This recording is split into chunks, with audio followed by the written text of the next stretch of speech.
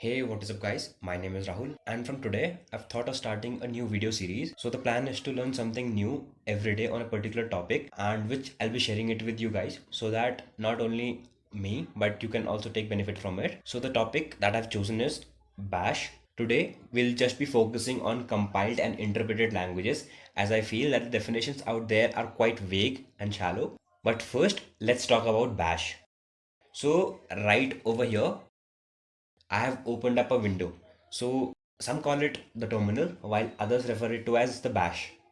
So what is bash? So bash is a Unix shell and a command line, and it's also the default login shell for most of the Unix or Linux based operating systems. So number one, it is a shell, and number two, it is a command language.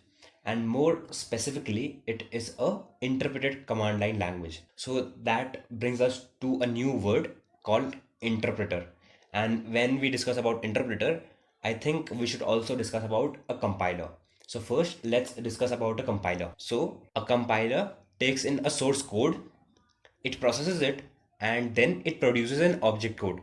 So when it produces an object code, that object code is then loaded into the memory and the instructions are executed in a particular fashion as defined in the source code. So for example, I have a source code called program1.c. So if I nano program1.c, you can see that it is a basic C program.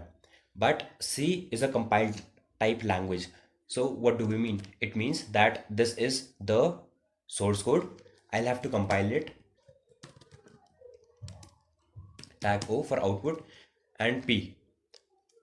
So now that has been compiled, you can see that there is a new file by the name of P. So that P is nothing but the object code generated by the C compiler or the GCC. So for example, if I type in file P, you can see that it is a ELF 64-bit LSB shared object file. When I run this object file, it will be loaded into the memory and then executed. As you can see that this is how it gets executed in the memory. So most of the time all you will have is a object file, because once the object file is created, you do not need the source file for executing the program. But this is not the case with an interpreter. It does not produce an object code. So it means that depending upon the source code, it may or may not take an input and it processes the instructions given in the source code and it gives you the output. So I did not mention anything about the object code because interpreter does not produce an object code. So every time you will need the entire source code for the execution of the program. So for example, I have here a file or a source code called python.py. It takes in an input, it takes in another input B and then prints out the sum of them. So I'll have to specify the name of the interpreter, that is Python, and the name of the file. As you can see, it asks me for values and it produces the output. So here we learn that in case of compiled languages, it produces an object code, but in terms of interpreted languages, it does not need an object code.